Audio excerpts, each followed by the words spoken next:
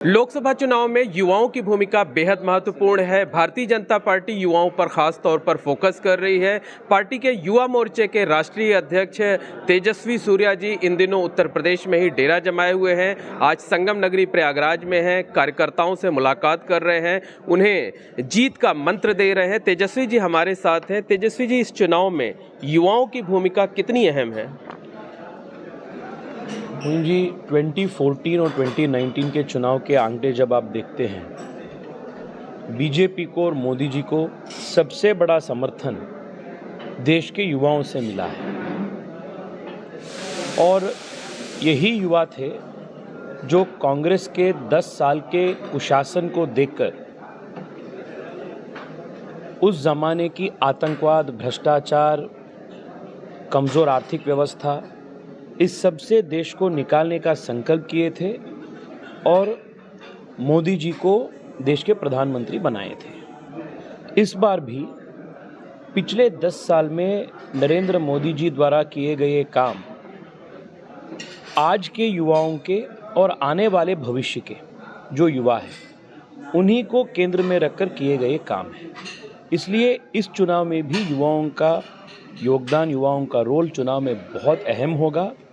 और मुझे पूरा विश्वास है, जैसे 14 में और 19 में युवा बहुत बड़े मात्रा में समर्थन देकर बीजेपी को जिताए थे, इस बार भी उससे बड़ा जीत युवाओं के वोट के वजह से हमको मिलने वाले हैं। अच्छा, वो कौन से मुद्दे हैं, कौन से फैक्टर हैं जिन्हें लेकर आप युवाओं के बीच जाते हैं, उन मुद्दों के आधार पर आप वोट मांगते हैं?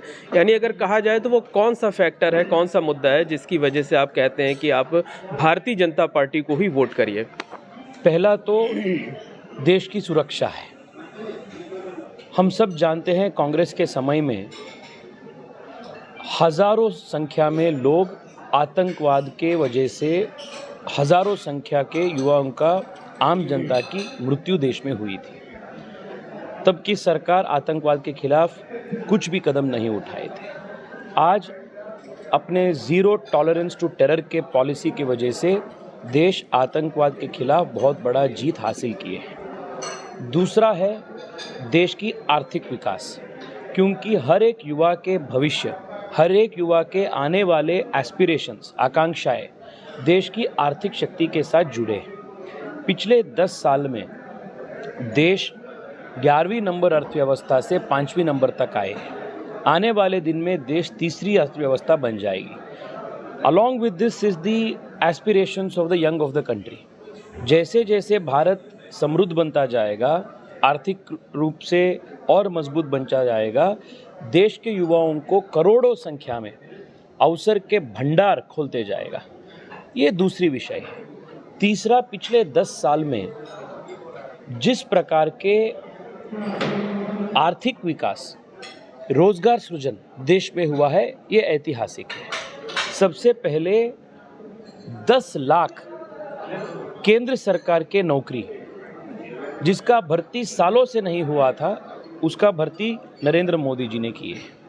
यहाँ उत्तर प्रदेश में योगी जी आने के बाद यूपीपीएससी का बहुत बड़ा रिफॉर्म्स हो गया। पहले तो यूपीपीएससी में भ्रष्टाचार था, एफिशिएंसी के साथ एक कैलेंडर, एफिशिएंसी के साथ वहाँ एग्जामिनेशंस नहीं होता था, पेपर लीक्स होते थे, कार्रवाई कुछ नहीं होता था।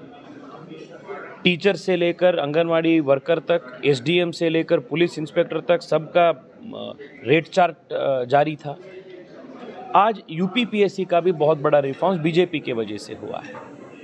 और देश में ईपीएफओ डेटा आप जब देखते हैं, ईएसआईसी डेटा आप जब देखते हैं, नेशनल पेंशन स्कीम्स का सब्सक्रिप्शंस आप जब देखते हैं, देश में पिछले 10 साल में करोड़ों करोड़ों उद्योग निर्माण पिछले 10 साल में हुआ है।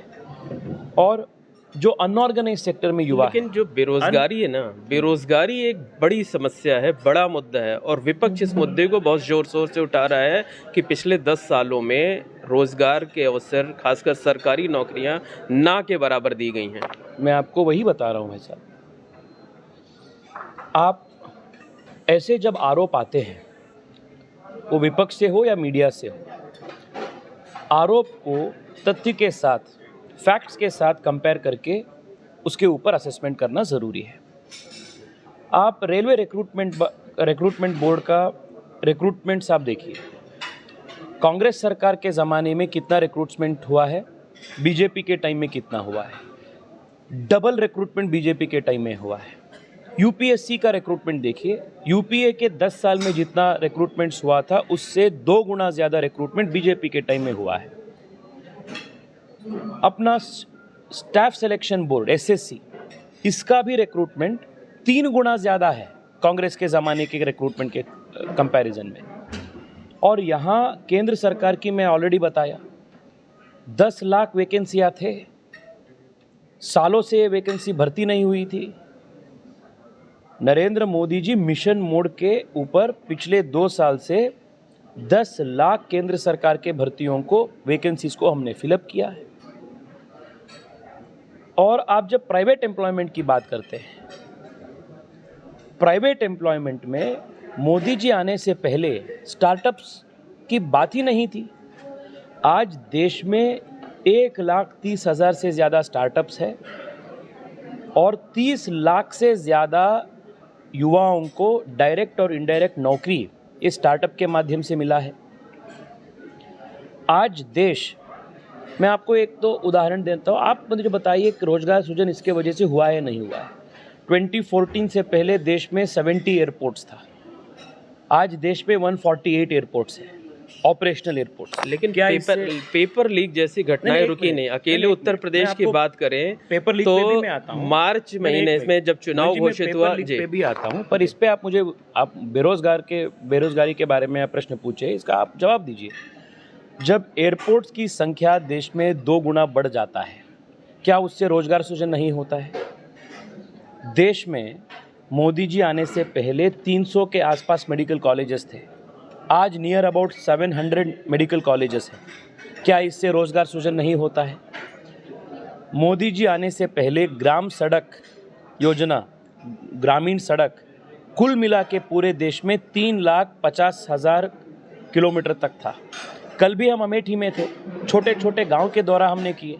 वहाँ जनता बता रही है कि पहली बार एक गांव में सड़क मोदी जी आने के बाद आई है। आज देश में नियर अबाउट 8 लाख किलोमीटर का ग्रामीण सड़क है, अप फ्रॉम 3.5 लाख। क्या इससे रोजगार सृजन नहीं होता है क्या?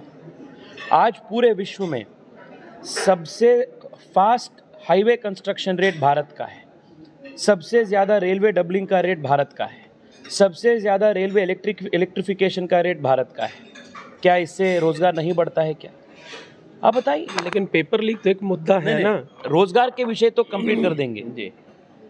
इसलिए आंकड़े बता रहे हैं 2017 के कंपैरिजन में अनएम्प्लॉयमेंट रेट देश में 6% था, आज घटकर 3% में आया है।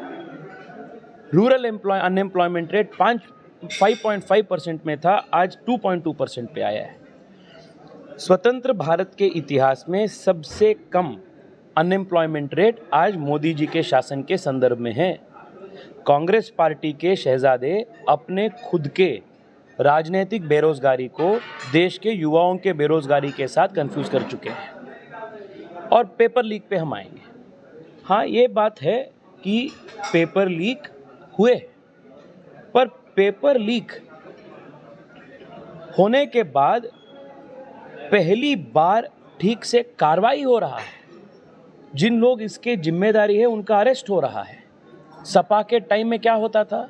कुछ कार्रवाई नहीं होती थी। और मैं कांग्रेस, जिन्होंने लंबे समय तक केंद्र सरकार में राज किए है, मैं कांग्रेस पार्टी से पूछना चाहता हूँ, 70 साल तक लगभग आपने राज किए देश को, मोदी जी आने तक क्यों देश में आप पेपर लीक के खिलाफ आप एक सुदृढ़ कानून क्यों नहीं पास किए? लास्ट ईयर पार्लियामेंट में हम इसके ऊपर कानून लेकर आए। 65 ईयर्स तक इन्होंने राज किए। अगर उनको युवाओं के भविष्य के ऊपर अगर ये लोग चिंतित थे, पेपर लीक को रोकना ये इनके मंशा था, तो 65 ईयर्स तक जनता जब इनको मौका दिए थे, पेपर लीक के खिलाफ कठिन से कठिन कानून क्यों नहीं लेकर आए? पर हम लेकर आए 10 साल का रिगरस इम्प्रिजनमेंट देने का कानून नरेंद्र मोदी सरकार ने पिछले साल पार्लियामेंट में लेकर आए हैं। इनके एक्शन क्या है पेपर लीक के ऊपर? आप राहुल गांधी की बात कर रहे हैं, विपक्ष ये दावा कर रहा है कि युवाओं के बीच राहुल गांधी की लोकप्रियता बहुत बढ़ी है, खासकर उन्होंने से जो 2 न्याय यात्राएं निकाली हैं और उसका इम्पैक्ट भी चुनाव में देखने को मिल रहा है। इस तरीके का दावा किया जा रहा है। मतलब कई सारे चुनाव में इस इम्पैक्ट को हम देखे हैं।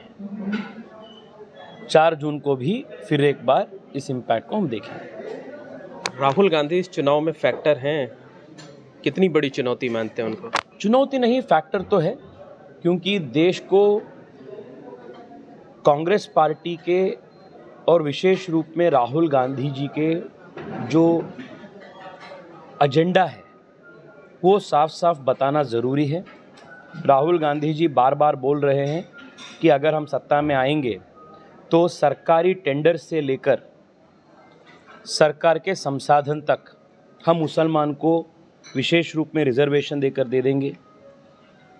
राहुल गांधी ये भी बोल रहे हैं कि अगर हम सत्ता में आएंगे तो जैसे कर्नाटका में ओबीसी से रिजर्वेशन खींचकर मुसलमानों को दिया गया है, इस प्रकार का रिजर्वेशन हम मुसलमानों को पूरे देश में दे देंगे, ओबीसी के रिजर्वेशन को छीनकर।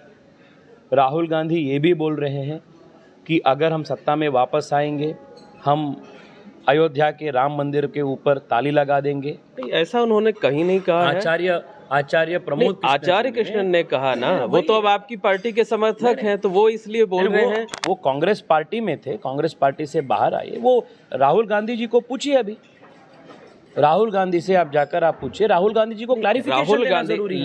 राहुल गांधी तो कह रहे हैं कि ये भारतीय जनता पार्टी हमारे खिलाफ दुष्प्रचार कर रही है। आप इस प्रकार से राहुल गांधी जी के वकील की जैसे क्यों बात कर रहे हैं? वकील के जैसी नहीं, आप कह रहे हैं कि राहुल गांधी ने ये कहा, इसलिए मैंने आपको कहा। राहुल गांधी जी को इस विषय पे स्पष्ट करना जरूरी है, उनको क्लैरिफिकेशन देना है। उनको क्लैरिफिकेशन देना इसलिए ज़रूरी है क्योंकि उनके साथ जिन्होंने काम किए थे ऐसे लोग आकर बता रहे हैं, और इतिहास भी ऐसा है। राहुल गांधी जी के पिताजी शाहबानो केस को, सुप्रीम कोर्ट के वर्डिक्ट को रिवर्स किए थे। स्वाभाविक रूप से देश के जनता चिंतित है कि ये भी अपने पिताजी जैसे अपने वोट बैंक को तुष्टीकरण करने के लिए राम मंदिर के फैसला को भी रिवर्स कर सकते हैं। सो जनता चिंतित है और स्पष्टीकरण देना जरूरी है। लेकिन वो ये आरोप लगा रहे हैं कि आप लोग 400 सीटों की, बस 2 मिनट में खत्म कर देते, कि आप 400 सीटों की बात इसलिए कर रहे हैं क्योंकि आप ओबीसी और दलितों का आरक्षण खत्म करना चाहते हैं। मैं स्पष्ट रूप से आपको बताया, मैं कर्नाटका से आता हूं और कर्नाटका का उदाहरण मैं आपको देना चाहता हूं। कर्नाटका में पिछले 1 साल में कांग्रेस सरकार काम कर रही है। सरकार में आने के बाद तुरंत कांग्रेस पार्टी ने कर्नाटका में उनके पहला कदम ओबीसी से रिजर्वेशन खींचकर मुसलमानों को देने का काम किए हैं, और आंध्र में भी इसी प्रकार का मॉडल लागू करने के लिए कांग्रेस ने प्रयास किए थे। आज तेलंगाना में भी तेलंगाना के सीएम इसी प्रकार का मॉडल लागू करने में है। तो अगर ओबीसी रिजर्वेशन को, SC ST रिजर्वेशन को बड़ा खतरा है तो वो कांग्रेस पार्टी से है, क्योंकि कांग्रेस पार्टी अपने वोट बैंक के तुष्टीकरण के लिए मुसलमानों को गैर संवैधानिक, क्योंकि संविधान के अंदर धर्म के आधार पर रिजर्वेशन देने का प्रावधान ही नहीं है। बाबा साहेब अम्बेडकर जी ने साफ साफ इसको मना किए थे। अच्छा, आप लोगों ने अगर विकास के मुद्दे पर इतना काम किया है तो बात घूम फिर करके फिर क्यों बार बार हिंदू मुसलमान पर आ जाती है, पाकिस्तान पर आ जाती है?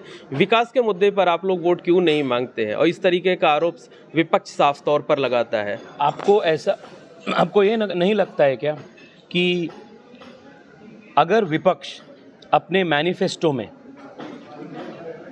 लिखित रूप से जनता को बता रहे हैं कि अगर हम सरकार में आएंगे, सरकार की टेंडर्स हम मुसलमानों को रिजर्वेशन देके दे देंगे। हिंदू मुसलमान हम नहीं किए हैं जी, कांग्रेस पार्टी ने अपने मैनिफेस्टो में लिखे हैं। पढ़ा है आपने कांग्रेस पार्टी का घोषणा पत्र? इसलिए हम बात रख रहे हैं ना नहीं, कांग्रेस पार्टी के घोषणा पत्र में ऐसा कुछ नहीं लिखा हुआ है। 100% है। मैं आपको दिखाता हूँ, आप शायद नहीं चेक कर लीजिए। 100% देखा हूँ जी, 100% देखा हूँ। इसलिए जनता के पास जाकर इसको बताना जरूरी है।